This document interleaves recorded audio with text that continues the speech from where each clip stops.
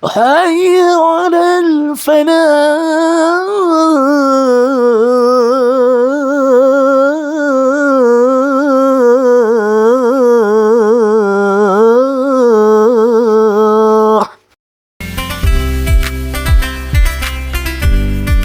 Assalamualaikum warahmatullahi wabarakatuh.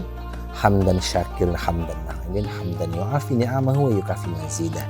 Allahumma sholli ala sayyidina Muhammad wa ala ali sayyidina Muhammad. Amma ba'd. Sahabat Cikal yang saya hormati, pada kultum kali ini mengambil tema ngedrop atau ngundang imam khusus taraweh dari kampung tetangga. Apakah boleh mengundang atau ngedrop imam taraweh di luar kampung?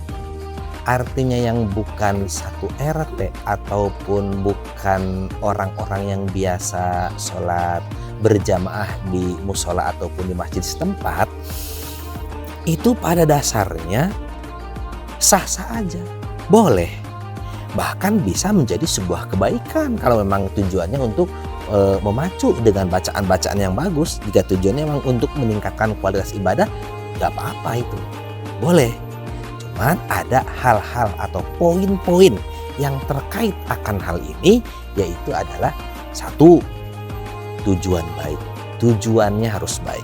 Artinya ketika mengundang imam taraweh dari luar itu bertujuannya baik, supaya lebih bersemangat ketika melaksanakan taraweh, karena bacaannya yang suaranya yang bagus, bacaan yang baik, makhrajnya yang bagus juga, sehingga para jamaah yang menjadi makmumnya merasakan enak lah, merasakan kesempurnaan ketika melaksanakan taraweh. Maka harus punya tujuan yang baik. Artinya tidak ada alasan, hanya untuk memang untuk memotivasi dan memperbaiki ibadah di sekitarnya yang melaksanakan taraweh.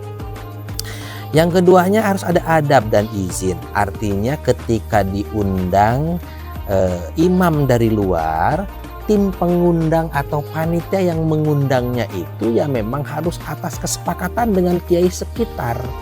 Artinya bahwa yang biasanya kiai yang di sekitarnya itu menjadi imam, sekarang mau ngundang dari luar, misal kesan seperti itu. Jadi harus pakai adabnya dengan meminta izin seperti itu ya. Yang berikutnya adalah sahnya sholat. Ketika kita mengundang imam taraweh ya dari luar maksudnya di luar sekitar yang melaksanakan taraweh sehari-hari gitu, itu tetap sah sholatnya ya, itu tetap sah sholatnya. Bukan berarti sholatnya jadi tidak sah karena bukan penduduk asli, nggak bisa, tetap sah sholatnya ya. Karena tetap sahnya sholat, maka tujuan yang pertama harus mempunyai tujuan yang baik, yaitu untuk lebih memotivasi ibadah taraweh. Demikian. Yang berikutnya adalah tentunya yang ini sudah menjadi rahasia umum ya, bahwa ketika kita mengundang dari luar itu memang ya sudah harus dilengkapi dengan fasilitas biayanya, fasilitas yang ada gitu. Bukan hanya sekedar mengundang aja. Kalau secara kasarnya itu amplop, itu harus difikirkan poin amplopnya itu.